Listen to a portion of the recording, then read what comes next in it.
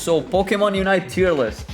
Gardevoir patch. Since they added Gardevoir, they literally didn't do balance changes at all. They just fixed a bug with Charizard, which actually made him decent. And now he's back to being even more trash, so there you go. Let's go for the clear ones, the starters, right? S tier, I'd say is Absol. Best character in the game might be Zeraora. Gengar is also S tier.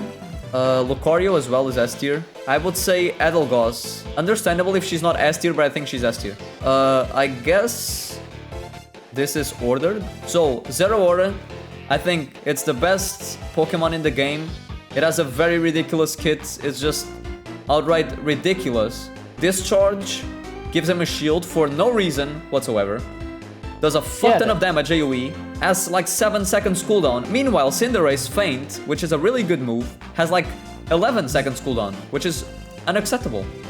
It should be more cooldown on that bitch. Discharge. Dealing damage. If this move hits it, opposing Pokemon that are paralyzed will pull them in towards the user once the move ends. I didn't know this, actually. What the hell? How do you paralyze? Is it the auto attack? Auto attack. So his third auto paralyzes. And on top of giving him lifesteal an extra damage. It's stupid. Anyway. Why? Who thought this was okay? It's balanced, bro. Mobile gacha game. As a MOBA, what could go wrong? Is also very strong because he has 3 dashes with Spark, which can teleport to the enemy in an echo fashion, like it's an instant auto attack that teleports you to them. Broken, especially with the passive. Zeraora ulti, completely ridiculous, can one-shot someone, almost leaves an area that makes him more powerful to attacks. It's just ridiculous, and I think he gets the shield right away, which doesn't happen with people like Greninja, I think. I think Zeraora might have one of the best ultis in the game, if not the best. Gengar, I don't think Gengar needs any introduction. He might borderline be the best character in the game. The only reason he is not the uncontested best character in the game is because he can get crowd controlled and he doesn't have any defensive options other than his ult, which sometimes don't work.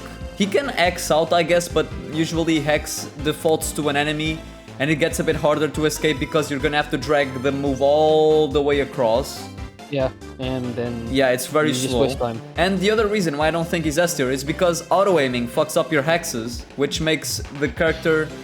It's still ridiculously broken, but you can fuck it up sometimes and hex the wrong target, and then you lose the reset, or then you put yourself into the enemy team accidentally and then you fuck it up. It's all a matter of patience, but also while having patience to not fuck it up unintentionally because the game sucks, you are losing time which you could be using to burst on the enemy, you know? Unite move is also really good.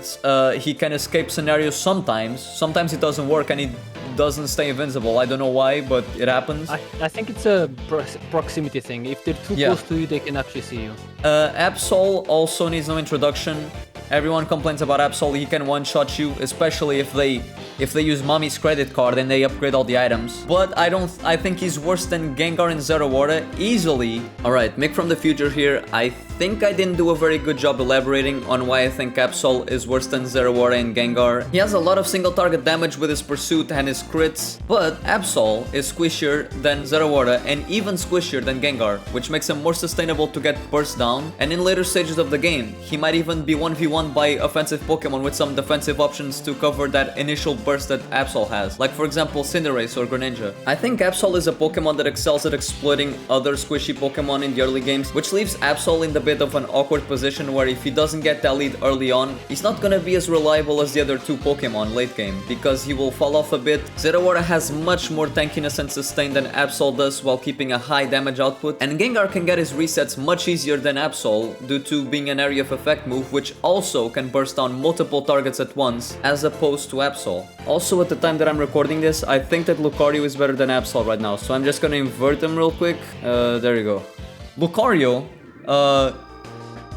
over-designed as fuck as well. All-rounder, good stats. Third auto attack doesn't knock up. Why? AoE. Because Lucario was in that movie, dude, remember? He's good. He's a good character. It's true. Gets a shield when low HP. Why? Dude, just eat shit and die against Lucario early game, okay? Starts as Lucario also, doesn't start as Riolo because baby Pokemon are taboo in Unite apparently. Bone Rush stuns you. Power Up Punch can one-shot you. It's just busted as well. And no, the Baron Punch not only can one-shot you, but also is utilized as a huge cat closer. Yeah, it can reposition himself really fast as well, yes. Yeah, And the only good thing about him is that he doesn't scale extremely hard. He's still super good late game. He still does damage and he's very useful because of his stuns and stuff. But he doesn't uber scale like Gardevoir or Garchomp. and Lucario's ultimate, very underwhelming, but it gives him a shield, so I guess it's better than nothing. But it's very underwhelming ulti. If he had a busted ultimate, I think he'd be higher on the tier. And Eldegoss, dude, you can speak for her, Hyper, because you co-main her with Gardevoir.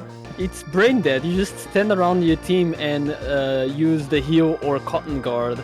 And then the only awkward thing is the auto aim with Pollen Puff, but half of the time it does stick to the enemy, which is where your team wants to be for the most part. And even if it doesn't, you can just run up and do the thing anyway. Like they designed the ability well because they knew it would control like soap basically. So I think it's designed in a good way to be helpful for children, like the game is. And then she has the dumb passive where if she gets struck, she slows the people attacking her. Yeah, it has the third auto attack which slows also. It's not a very big slow, but it's helpful for sure. Racks up shields, also very good. As like an AoE shield that the other day I tuned into Twitch. I saw a guy that had expert in brackets or ultra whatever, and I was like, let me see what are the people that are on the other side of the screen that I'm playing with and against, the random. I shit you not, the Cotton Guard ability icon, I swear, it was just getting spammed constantly. Like, it was always budging up and down because he was spamming it. That's all he did.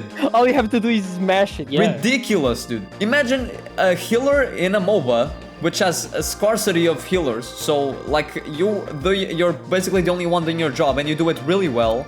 You can put yourself invulnerable if you're the target, and you drop down and you do a fuck ton of damage. And also, I think you heal and shield while you're on your ulti, don't you? The shield comes from body barrier. She gets faster while she's floating, so she can position in the best place possible. And then it knocks people away while actually doing a decent amount of damage. And then you drop the huge heal on everybody. Plus, with body barrier, you save someone right as you start the ult. You don't have to wait to knock back down because you give the shield. Oh yeah, we forgot our big friend Snorlax also. Snorlax, I think, is the S tank tier, yeah. Yeah, Snorlax really good, has the barrier, the most annoying move in the game. You can almost stun lock people if they're against the wall, they're stun locked legit. The only downside about Snorlax is the ulti. The ulti is very underwhelming. Although, with body barrier, you can still help out a teammate, and you're still unkillable. Also, Snorlax with Focus Band literally does not die because he keeps regenerating health. It's fucking stupid. How many characters are top tier? I think only these. I think these are the top ridiculous characters. So we don't spend a lot of time on this. We're gonna go through the characters relatively quickly. Okay, A tier. I think top of A tier, I'd say Greninja and Cinderace are top of A tier. Absolutely. Cinderace scales a lot. It's really strong. All the abilities are good. Feint is like the perfect, for example, Gengar counter, which you need. Like, Gengar can Sludge Bomb you, you bait him, then you feint, he X's, he misses the X because you're invulnerable, and he doesn't have resets anymore, and you kill him because he's squishy. And Cinderace does a lot of damage, he can even solo Zapdos, very strong. And Greninja is like a great assassin as well. I don't know why he's not a speedster, why he's inoffensive, but he's not as good early game. Same for Cinderace, but they're really strong anyway. And Greninja can fucking destroy. Capitalizes a lot on people being alone, and then he kills them, and then he strikes. He kind of plays a lone wolf around, and it works because Greninja is a very strong assassin in that aspect. But yeah, I think he works like an assassin that trades burst for always having consistent high damage. Yeah. The problem with Greninja is that his ultimate sucks. That's why he takes body barrier, so he gets the ultimate instantly. Because Greninja's ultimate is so ass that only when the ultimate finishes he gets the shield. So, yeah. I would say they're top of A tier. Although, Slowbro is the one character that maybe I would put in front of them. Maybe. Slowbro is just a support tank. He doesn't die. His amnesia is super powerful. He recovers health gradually like Tahm Kench from League. He has a lot of CC. His ulti can his ulti and telekinesis can just instantly destroy. Like, if they have a Zeraora or a Gengar that's carrying them, a good Slowbro might turn the game around by suppressing them and then they don't have anything else to follow up on. Like, they kill the Gengar or the Zeraora or the Absol, whatever it is, and then they wipe the entire team, maybe, depending on how well your team is doing, if they're not, like, literally 5-year-olds on the keyboard. Yes, Slowbro can really turn the game around by just shutting down the priority target. And Garchomp. I'd say Garchomp, A tier, also has a really slow start, like Greninja and Cinderace. Doesn't carry as hard as them, obviously, because the other ones are built for carrying games, like for excelling at late game. Because, yeah, they're even range and stuff.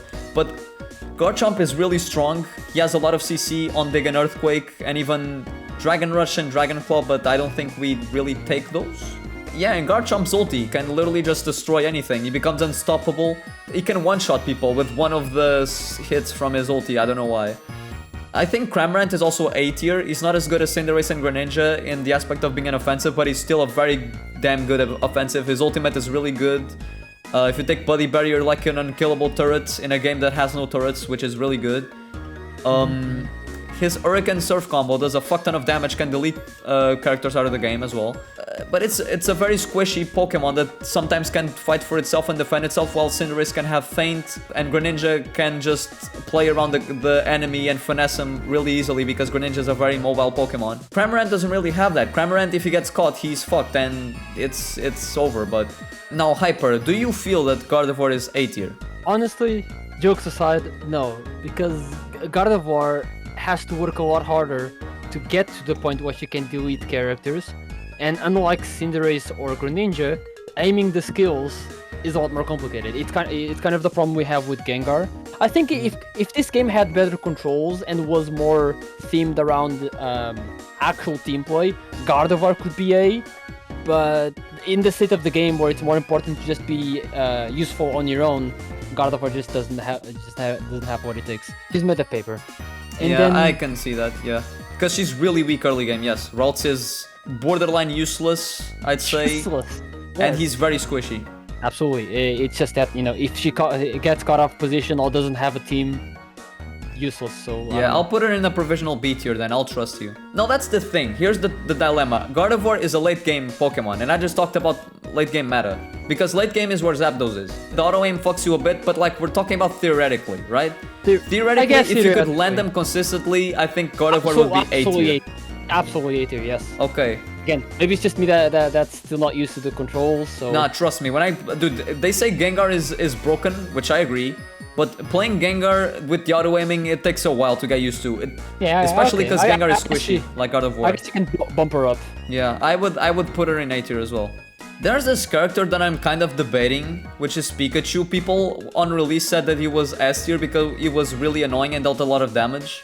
But now, I don't know if it's because practically only the kids play Pikachu, but I don't see Pikachu doing any success. Like, his ultimate is average. He has a lot of CC early game. He is stupid good early game, but this is a game that is good for late game. This game the meta is based on late game. The early game might help you a lot, and you can play around not letting them zap those, of course. But if they scale, you're fucked. That's a problem. And there's the thing with Pikachu. Pikachu doesn't really have a time to shine where he can, unless he lands a multiple hit Thunderbolt, which is a bit complicated. He just doesn't have the damage output that the others do late game, and he might have utility, but his ultimate is not a game changer, which sometimes is needed for the other good offensive Pokemon. I would put Pikachu in B tier, okay? Because I think Pikachu, now that we've seen better how the game rolls out, I think Pikachu is B tier. Now, Pokemon that people might complain that should be on A tier, it's Talonflame and Ninetales. Personally, I don't think Talonflame is A tier at all. He doesn't have the impact. He might be really good at chasing down people and he can have the resets and all that shit, but he's also squishy. He's not as good early game. He's kind of weak early game, yes, he might evolve fast, but on late game, he doesn't have nearly the same impact as the other weak early game characters, so I'd put him in B tier. He's the definition of a mid-game character. In this game, has almost no mid-game. Yeah, actually, I agree. Now, we'll get to Ninetales later then. I think Machamp is C tier, I'd say. Machamp has a lot of damage. And can chase people good if they don't have dashes, but he doesn't have any gap closers, right? Besides literally just running. And also his submission is very wonky. He sees people for a good amount of time, and there's been a fuck ton of times where you eject button away and Machamp just does like elastic sucks you up. arms and then pull you back up and suplexes you. Happens a lot of times. Bullshit. Yeah, he has think it's 490 on- defense and 320 special defense. He is really bulky, but Maybe it's because Garchomp and Lucario have lifesteal and shield. yeah, and other garbage because that he he's doesn't. bulkier than them, but he doesn't have that stupid mechanic. That's the thing, exactly. He's the most honest melee character in the game. I Yeah, think. he's the most honest, I'd say. I would not put him on B or A. A, no way in hell. But B, I could see that, but I would Maybe think B. I would put him in B. In C, I mean. Now, Crustle is interesting. In the first week, everyone said Crustle was borderline S tier, but I don't think he is anymore, right? Crustle is a noob crusher because when nobody knew how to play or position, it was way easy to armor smash, run behind, X scissors, and then delete Yeah. them. He can do good damage for a defense Pokemon, not as much as Snorlax, I guess? I don't know if I'd put him in A tier, but definitely top of B. He has the Stealth Rock and, what's it called? The Stealth Rock Rock Tomb combo, which is also good, but you have to aim. Aiming in this game is... It is what it's worth, right? It's a bit annoying. I think I would even prefer Rock Tomb and X scissors still. I don't Despite, think so. You lose a lot of damage output because with Rock Tomb you block them off and then Stealth Rock you slow them down and then you damage them. Does it deal that much damage to be worth over X scissors? That's the thing. People say it does. I don't think it does. I mean, maybe I just haven't seen anyone use it because everyone just does the funny crab instead. No, I think characters in C tier don't suck. That's the thing. No, Characters not in at all. C tier don't suck. They're just still... They don't have the ridiculous tools that the others have, but they're still, like, decent, you know? I don't know if I'd put Venusaur in B or C tier. Lately, I've been seeing some Venusaurs doing their job really well. And also just the fact that it synergizes stupidly broken with one of the best characters in the game, Gengar, because of Sludge Bomb. Which, to be fair, also the Cinderace, but Venusaur is an AoE poison that lingers, and Gengar just has a field day with that. I think it's enough to put him in B tier, but like bottom of B tier, you know? Actually, yes, you're right. I was gonna say that maybe B tiers are a little bit much, but yeah, synergizing with the top tiers, never mind. Not even that, and not even that. Like, Venusaur is a good... Like, Bulbasaur is good early game, which is rare and offensive that's good early game, like Pikachu. I think he's the stage 3 Pokemon at the early stage. Yeah. Because Resurrect actually does a lot of damage. It does a lot of damage, but it depends on if you can immobilize him. Pikachu just has CC early game, it does ridiculous amount of damage and it has a lot of range. I think it's better than Bulbasaur. The only thing that has Venusaur suck a lot is his Unite move being just a yeah, it's very underwhelming as well. It's bad AoE. The only thing it has is the range, but there's nary a time where you need to kill people at that range. Now the thing is, I still don't know if I should put Ninetales on A or B, because the thing is, the higher I climb, the less impactful Ninetales I see. Everyone that picks Ninetales in a game so far that I've seen ends up not being useful, as not being nearly as useful as they should be. And they just get one-shotted, they then don't deal any damage and they barely freeze people. Like, the ultimate is good, but I feel like it only does really big damage if you're ahead. Otherwise, it never is enough. Like, it never is enough to kill anyone with Ninetales, I guess. I think Ninetales is one of those Pokemons that need a little backup, someone to yeah, like, she helps them away. early game and then they help her late game, basically. Like if you have a Snorlax or a Garchomp to CC people a little, you can extend the CC thanks to the freezing from the passive. Let's go into them later. Okay, for now, Charizard, C tier. Dude is only Charizard is good in team fights. That's the only things going for him. He's not that good, I guess. When you compare his damage, now that they nerfed the choice band thing, it's just kind of ridiculous. It doesn't do that much damage. It's kind of pathetic. I think Charizard is the weakest all-rounder, definitely. The thing is, there was a rank 1 player that placed Charizard in S tier, the second best Pokemon in the game. But then again, some people just have fucking crazy ass takes. I don't know. Now, Mr. Mime, I would not put him in D tier. I think Mr. Mime is useful early. I mean, his wall can also block things like Hex from Gengar, though, which is... Absolutely. He's good early because he has stuns, high damage, etc. In late game, he only does the utility and has to be really precisely in order to be useful. But this is the thing about Mr. Mime. Mr. Mime is a very complicated character.